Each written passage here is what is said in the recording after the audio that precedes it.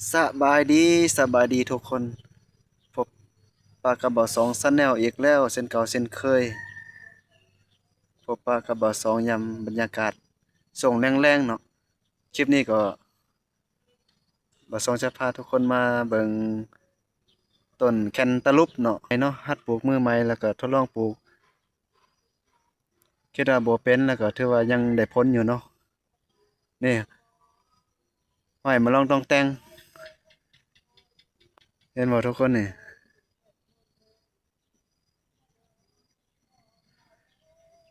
ถือว่าเป็นพอเป็นรูปเป็นร่างเป็นลูกเป็นหน่วยเนาะนี่เนาะทุกคนเนาะ โอเค เป็นจังได้แล้วก็เฮาไปเบิ่งไปส้มไกลๆกันเลยทุกคน นี่เลยหมากแคนตาลูปเนาะถือว่าหรือว่าลูกแคนตาลูป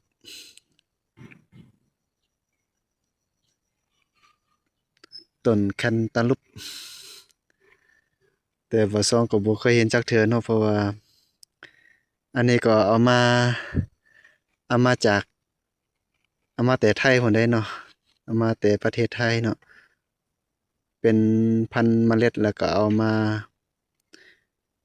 ปลูกเองเนาะมาทดลองแบบทดลองเป็นหัดปลูกมือใหม่เนาะทดลองปลูกใหม่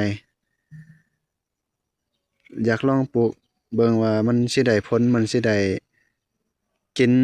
ลูกกินหน่วยคือเขาอยู่บ่ซ้อนก็เลยว่าเอามาปลูกเบิ่งเนาะสุดท้ายก็บ่เหลือความพยายามอยู่ไสความสำเร็จก็อยู่หันเนาะทุกคนเนาะ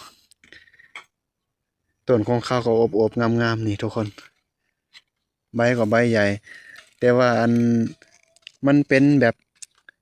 สีเหลืองๆแบบขาดๆยีๆแบบนี้มันแต่ความจริงมันใบงามใบเขียวเนาะเพราะว่ามีลมพายุหรือว่าลมเข้ามาแล้วก็มาพัดโอ้ยลมมาแห้งนะลมมาแห้งแล้วพัดแล้วก็พาให้ใบของกันตะลุบนี่มัน